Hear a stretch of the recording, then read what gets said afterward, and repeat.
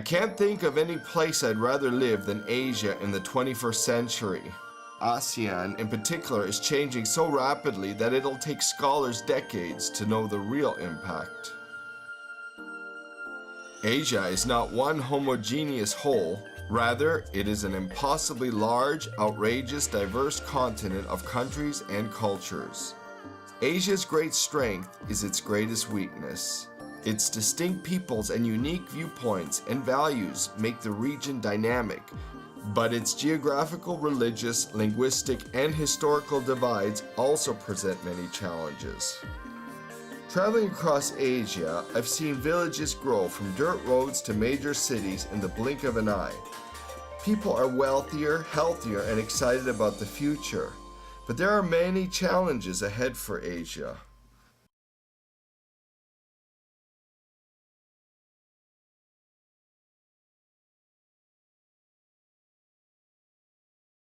Two 2011 was a landmark year for Asia.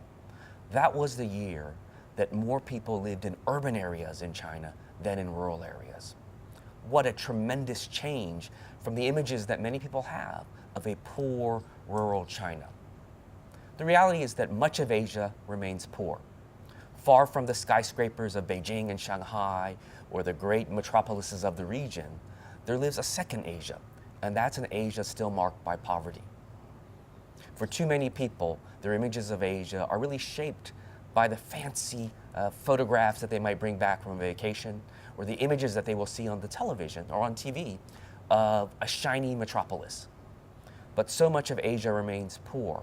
The challenge for Asia today as Asia rises is how do they ensure that growing cities also mean growing livelihoods, growing jobs, growing economies that reaches more and more people, not just a small elite that dominates so many countries in this region of the world. China, to its great credit, has really lifted millions out of poverty, and that's because they've freed up the marketplace. They've allowed people to invest, and they've allowed people to succeed.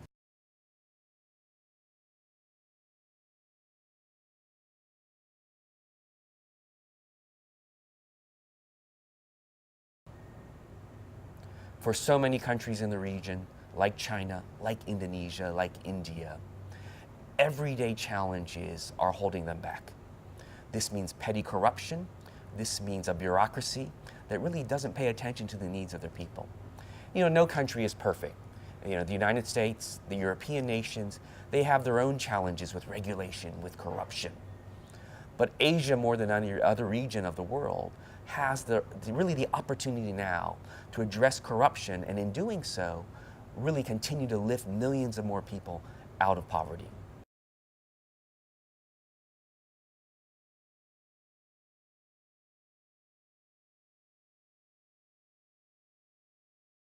AEC countries need to is infrastructure improvement.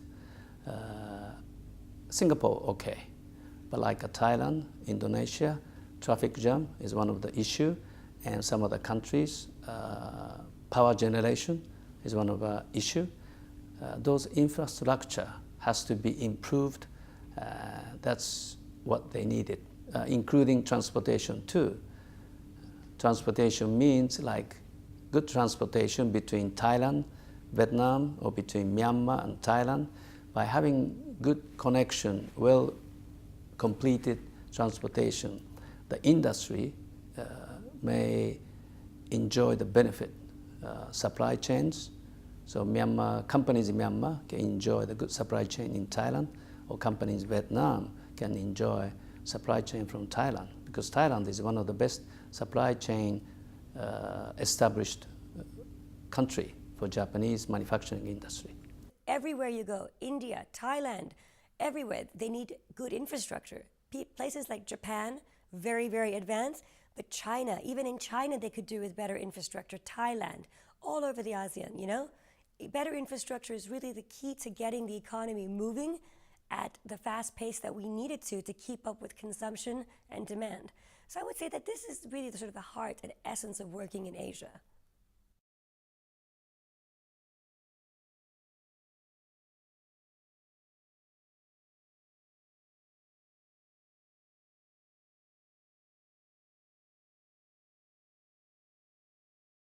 As Asia has grown economically, Asia sadly has also grown more polluted. From its use of coal polluting the skies to dirty beaches awash with garbage, this remains a critical challenge for Asian nations today. As Asia has grown more polluted, there's been more and more talk of green economies and green cities. Everyone wants a greener Asia, but it seems no one wants to pay for it. Cleaner energy means higher cost is the reality. But how will that be accomplished without the commitment of business, of government, and civil society? My hope is that government, civil society, and business will come together to produce a greener Asia. But it's not going to be a near-term accomplishment. A greener Asia ultimately will be everyone's goal, but it's going to take time.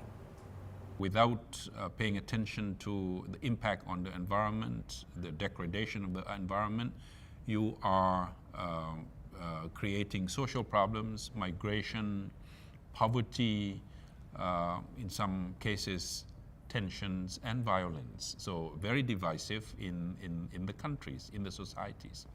So we subscribe to the idea that we have to pursue sustainable growth, and that is whatever is being invested, you have to be very careful that you are not going to have a negative impact on your environment. Whatever is going to be an industry that you want to establish anywhere, you must be careful that the people around the area will have their say, will have their participation, will have their contribution. So far, I think the landscape has been rather open. There is this culture of consultation, there is this interactive process, and I think member states are quite serious about environmental impact assessment. As Asia rising, so too will the fortunes of the world. But when Asia makes mistakes, those will also ripple across the globe. So it's crucial for Asia business leaders and politicians to get it right. It is also imperative that outside countries and companies help foster positive changes.